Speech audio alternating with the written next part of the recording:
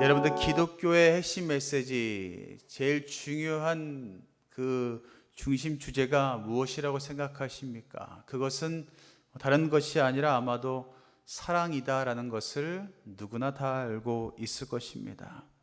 특별히 예수님은 우리의 본성으로는 절대 실천할 수가 없는, 우리의 생각으로는 절대 할 수가 없는 말씀을 하시는데, 그것이 무엇이냐면 원수를 사랑하라라는 것이었습니다. 우리의 생각으로는 어떻게 원수를 사랑할 수가 있겠습니까?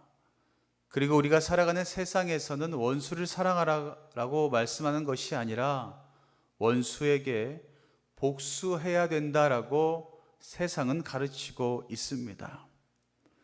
세상은 복수하라고 가르치고 있지만 우리 주님께서는 우리에게 사랑해야 된다, 특별히 원수까지 사랑할 수 있어야 된다라고 말씀하고 계시는데, 그것이 진정으로 이루어질 수 있으려면 다른 것이 아니라 우리의 마음 가운데 그 십자가가 믿어져야지만 그 사랑이 가능할 수가 있습니다.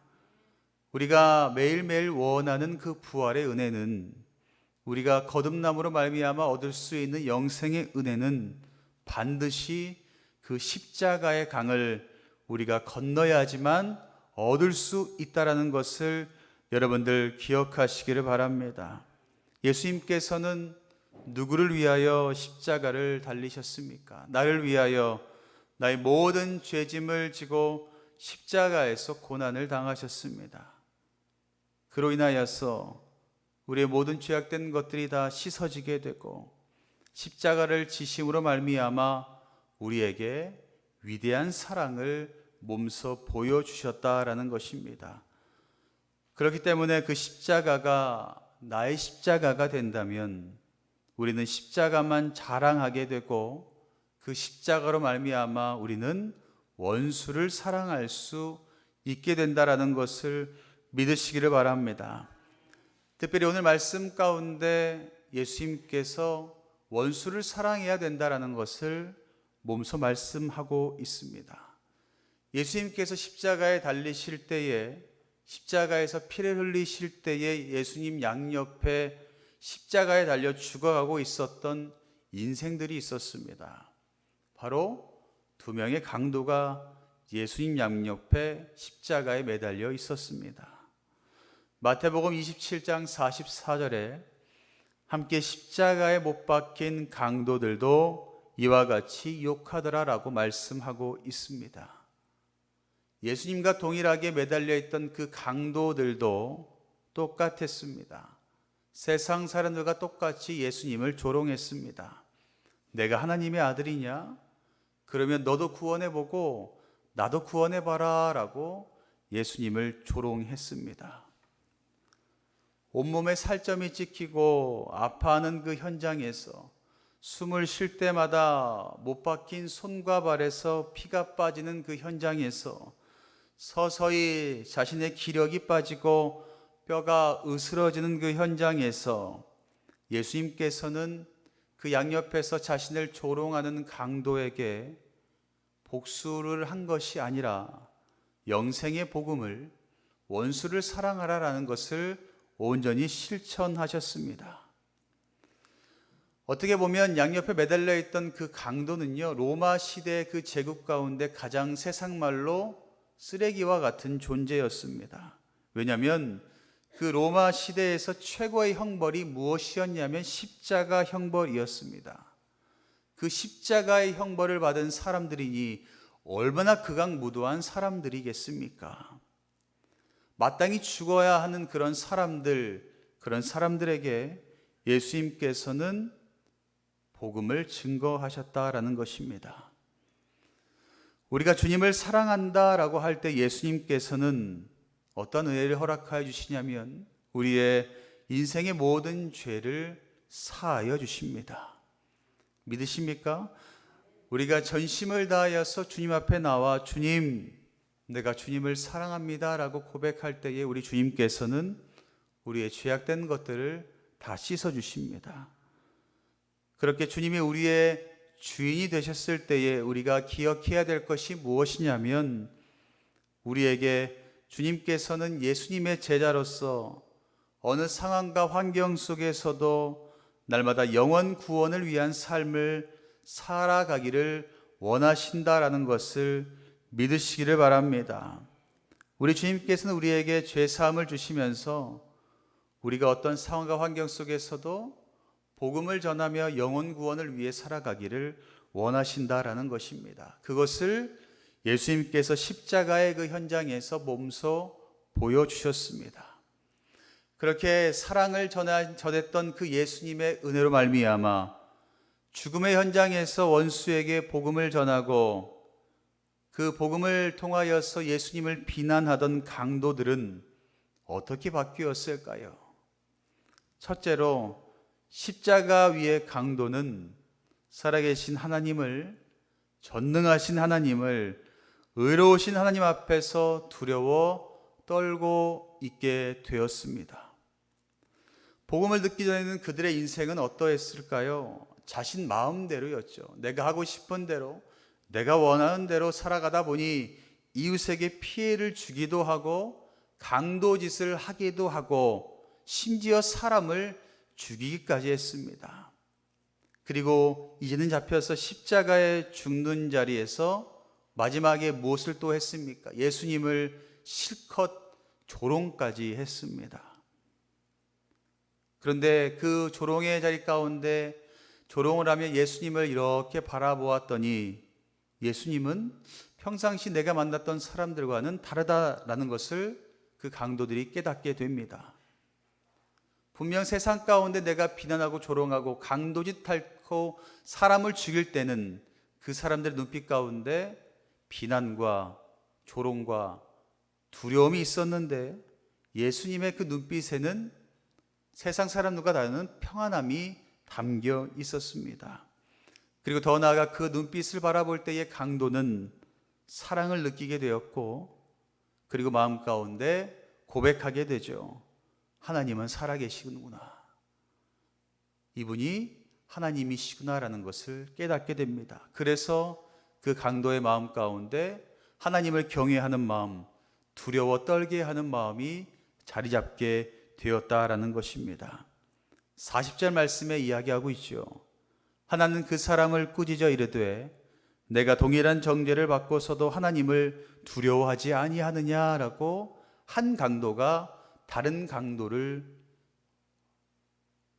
강도에게 말하는 것을 우리는 살펴볼 수가 있습니다. 두 명의 강도도 동일하게 예수님의 복음을 듣지만 한 명만 그 예수님을 그리고 하나님을 만나게 됩니다. 그리고 하나님의 의로우심으로 말미암아 두려움을 느끼게 되었다라는 것입니다. 우리도 분명 동일하게 하나님의 그 말씀을 듣습니다. 동일한 그 자리에서 동일한 말씀을 듣습니다. 그러나 마음 가운데 변화를 받는 사람은 한 사람입니다. 동일하게 말씀을 듣지만 변화가 나타나는 사람은 한 사람입니다. 여기 계신 여러분들이 그 변화받는 한 사람이 되시기를 간절히 축원합니다. 또한 둘째, 그 강도는 어떤 마음이 들었냐면 예수님을 통해 인생의 전율을 경험하게 됩니다. 다시 말해서 자신의 죄를 깨닫게 되었다라는 것입니다. 강도는요, 이전에는 죄를 지어도 죄의식이 없었습니다. 내가 필요로 하는데, 내가 원해서 하는데 무슨 죄가 돼? 라는 생각을 가지고 있었습니다. 그런데 그 강도들이 예수님을 만나고 난 이후에 내가 얼마나 큰 죄를 지었는지를 깨닫게 되었다라는 것입니다. 41절의 강도가 이야기해요.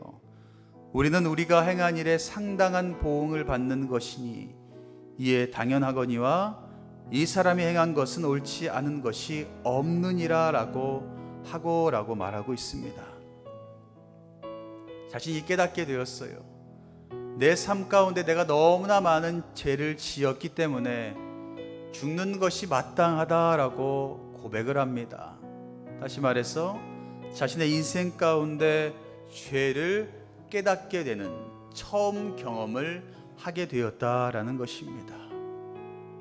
마지막으로 이 강도가 세 번째 받았던 십자가의 변화가 무엇이냐면 예수님에게 마지막 자신의 인생을 의탁했다라는 것입니다. 42절 말씀에 이르되 예수여 당신의 나라에 임하실 때에 나를 기억하소서 하니라고 말하고 있습니다. 자신의 죄를 다 고백하고 자신의 죄를 깨닫고 이제는 이야기합니다. 주님, 내가 주님께 모든 것 다 맡기오니 나를 잊지 마시고 나를 기억해 달라고 자신의 인생을 맡깁니다. 사랑하는 성도 여러분, 여러분에게 주님께서 그리고 우리에게 무엇을 기대하고 계실까요? 다른 것이 아니라 우리의 남은 생애 가운데 하나님의 영광을 위해서 그 누구보다 값지고 보배로운 삶을 살기를 원하시고 계시다라는 것을 여러분들 믿으시기를 바랍니다. 십자가 그 위에서 그 십자가에 매달려 있던 강도는 예수님을 만남으로 말미암아 세 가지 모습의 변화를 보이게 됩니다. 하나님 앞에 두려워 떨게 되었고요, 자신이 죄인임을 깨닫게 되었습니다. 그리고 사랑의 예수님 앞에 자신의 모든 삶을 맡기게 되었습니다. 이렇게 세 가지 변화를 통해 주님께 나아가니 주님께서 그 강도에게 마지막으로 이 말씀을 하십니다. 43절 말씀 우리 함께 고백하겠습니다. 예수께서 이르시되 내가 진실로 내게 이르노니 오늘 내가 나와 함께 낙원에 있으리라 하시니라. 아멘. 오늘도 저와 여러분들에게 우리 주님께서는 동일하게 말씀을 하십니다. 그리고 우리에게 십자가의 은혜를 또한 약속하여 주십니다.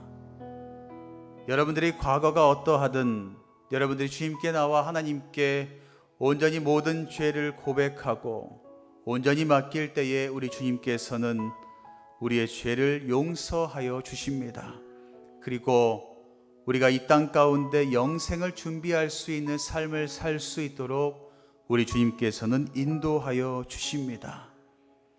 바로 주님께서 예비하신 그 낙원이 여러분들에게 준비되어 있다는 것을 꼭 기억하시기를 바랍니다. 그렇기에 우리에게 필요한 것이 무엇이겠습니까?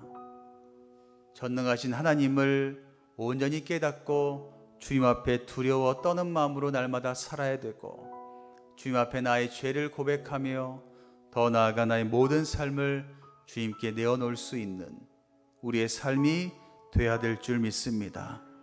그렇게 세 가지의 변화의 삶이 여러분들의 삶이 되시기를 간절히 바랍니다. 꼭 이 세 가지의 모습이 오늘 이 시간 그리고 여러분들의 매일매일 삶 가운데 꼭 나타나서 우리 주님께서 여러분들에게 말씀하시는 오늘 내가 나와 함께 낙원에 있으리라 라는 그 축복을 반드시 누리시는 저와 여러분들 되시기를 주님의 이름으로 간절히 축원합니다.